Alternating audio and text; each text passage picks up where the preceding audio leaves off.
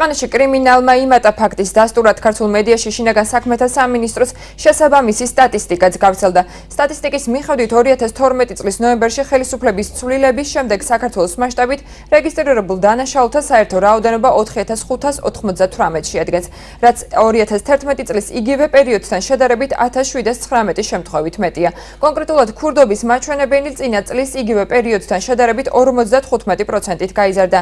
ამავე თვეში დაფიქსირებული ავტომანქანისა და ავტომანქანის ნაწილების ქურდობის 129 შემთხვევაც. საქართველოს შინაგან საქმეთა მინისტრი ირაკლი ღარიბაშვილი კრიმინოგენული სიტუაციის მატებასთან დაკავშირებით ოპონენტების განცხადებას გაზვიადებულს უწოდებს.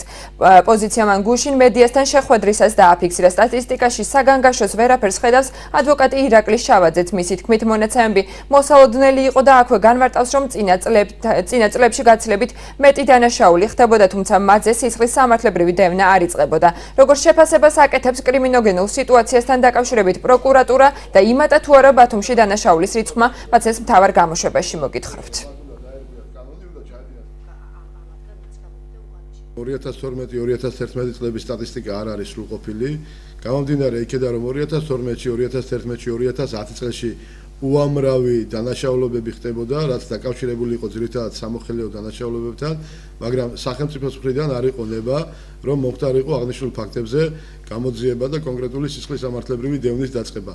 სწორედ ამითაც არის განპირობებული, რომ ის ციფრი, რომელიც ახლა დაფიქსირებულია, რომ 2011-ში ან 2012 წელში ადგილი ჰქონდა ამდენი დანაშაულის ჩადენის ფაქტს, ეს ციფრი არც ერთ შემთხვევაში არ არის რეალური.